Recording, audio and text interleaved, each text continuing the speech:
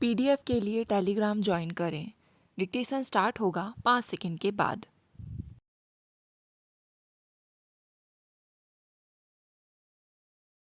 महोदय, पिछले 40 से 45 वर्ष तक देश में असाधारण जल संसाधन विकास का समय रहा।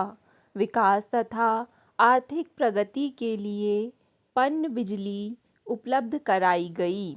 वर्ष 1950-51 में सिंचाई क्षमता केवल 2 करोड़ 30 लाख हेक्टेयर थी, जो तिगुनी होकर 7.5 करोड़ हेक्टेयर हो गई। खाद्य उत्पादन 5 करोड़ टन से 18 करोड़ टन हो गया। जल संसाधनों के विकास तथा आयोजन के लिए 1987 में राष्ट्रीय जल नीति निर्धारित की गई। इसमें पीने के पानी को सर्वोच्च प्राथमिकता दी गई, लेकिन सबसे कठिन काम सूखा और बाढ़ के समय जल प्रबंध है।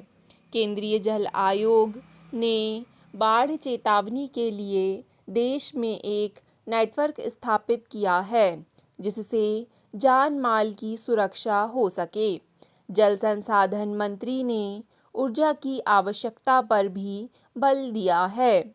यह ऊर्जा पर्यावरण संरक्षण रखते हुए मिलनी चाहिए और इसके लिए हमेशा उपयोग में आने वाली ऊर्जा है, जिसे हम ऊर्जा के वैकल्पिक स्रोत कहते हैं।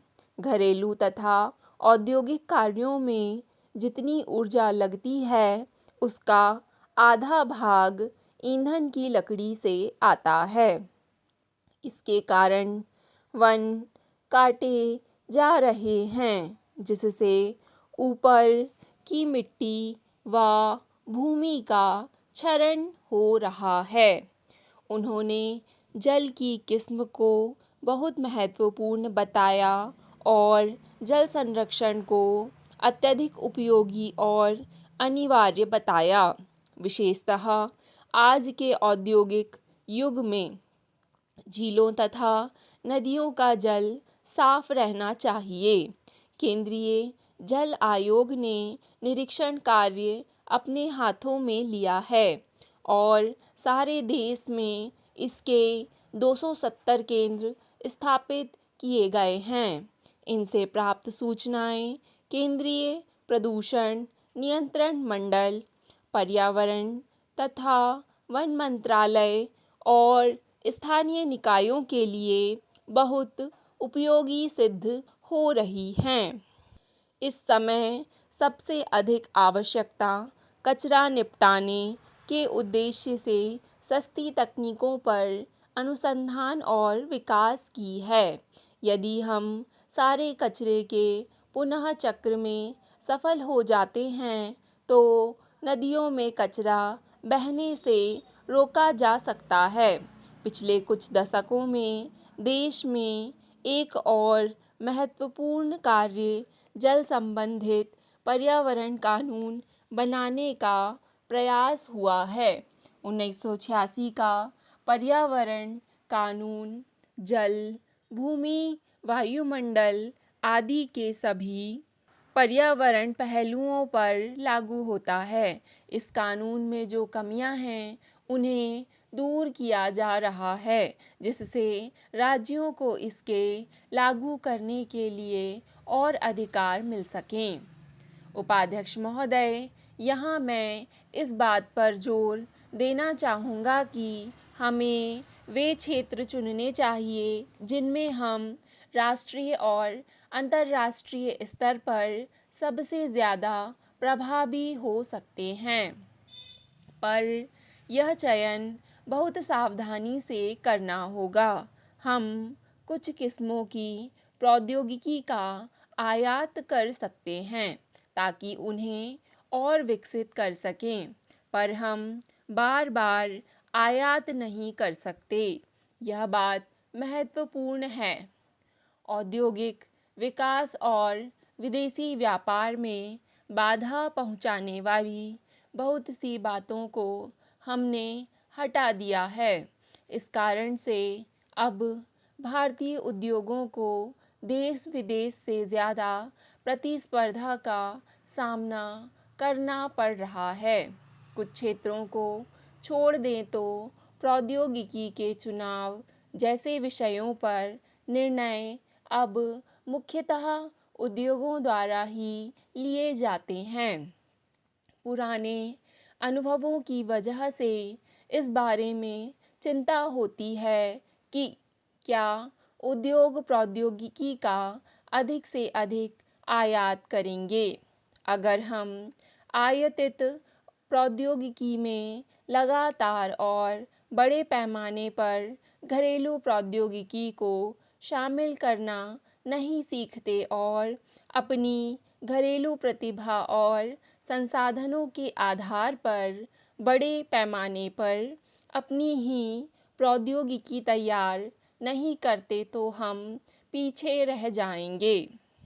अगर आप देश में ही नया कुछ नहीं करते, अगर आपके पास अपना कोई अनुसंधान और विकास कार्यक्रम नहीं है, अगर आपके पास अपनी प्रौद्योगिकी नहीं है, कोई आवश्यक नहीं कि प्रौद्योगिकी 100% आपकी अपनी हो, पर ऐसी हो जिसको आपने सुधारा हो और जिसका भारतीयकरण किया हो, तो आप प्रौद्योगिकी के क्षेत्र में पीछे छूट जाएंगे।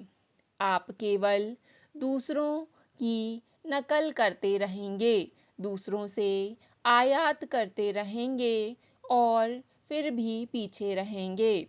ऐसा ही होगा अगर हम अनुसंधान और विकास के आधार का अपनी सीमाओं में अपने ही बल पर विस्तार नहीं करते। अगर पैसों की ज़रूरत है, संसाधनों की ज़रूरत है, तो सबसे पहले इसी क्षेत्र को है। मैं इस प्रश्न को थोड़े दूसरे रूप में रखना चाहूँगा। उद्योगों के क्षेत्र में अधिकाधिक प्रौद्योगिकी करने के मुद्दे को हमें अंतर्राष्ट्रीय प्रतिस्पर्धा और विदेशी मुद्रा की कमी के संदर्भ में देखना होगा। व्यापार असंतुलन को दूर करना अपने आप में महत्वपूर्ण है, पर इसी को लक्ष्य बना लेना पर्याप्त नहीं है। भुगतान असंतुलन की हमारी समस्या तभी दूर होगी जब हम प्रौद्योगिकी का शुद्ध निर्यात करना शुरू कर देंगे। और यह मैं भारतीय वैज्ञानिक समुदाय के सामने एक चुनौती के रूप में रख रहा हूँ।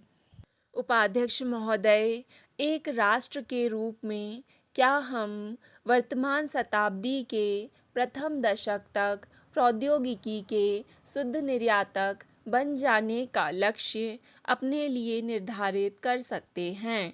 हमें ऐसा करना ही होगा, क्योंकि विकासशील देशों ने पहले से ही अपनी जिम्मेदारियां तय कर रखी हैं।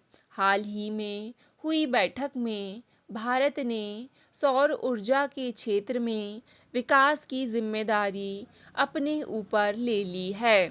मैंने मन में इरादा किया था कि मैं 10वीं योजना में ऐसा करूँगा। इसे मैं भारतीय वैज्ञानिक समुदाय के सामने एक चुनौती के रूप में रखना चाहूँगा। मैं चाहूँगा कि एक कार्य योजना बनाई जाए। उद्योग और वैज्ञानिक संस्थाएं मिलकर बहुत जल्दी प्रौद्योगिकी के विकास के लिए कुछ सार्थक कदम उठाएं। ऐसा विशेष तौर पर उन 2 क्षेत्रों में किया जाए जो हमने चुने हैं, सौर ऊर्जा और जीन बैंक। सच तो यह है कि वैज्ञानिक समुदाय के संपूर्ण सहयोग के बिना मैं कुछ नहीं कर पाऊंगा। मैं यह चुनौती आपके सामने रखता हूँ। भारी संख्या में उत्पादक रोजगार उपलब्ध कराने के संदर्भ में हमें इस बात का ध्यान रखना होगा कि अधिकांश लोग गांवों में ही रहेंगे और खेती पर निर्भर करेंगे। स्टॉप। डिक्टेशन पसंद आए तो वीडियो को लाइक तथा चैनल को सब्सक्राइब ज़रूर करें।